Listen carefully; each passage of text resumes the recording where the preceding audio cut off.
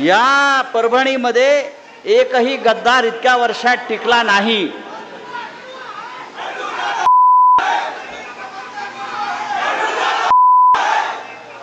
त्याच्यामुळे देशात फक्त परभणीत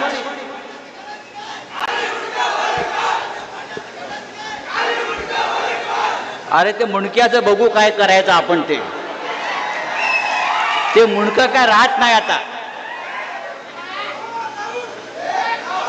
या परभणीमध्ये अनेक आंडू पांडू व बंडू आले आणि गेले।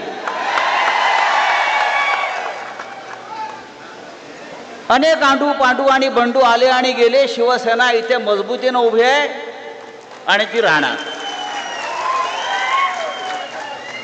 हा स्वतःला काय म्हणतो, बंडू द बॉस। अरे द बॉस,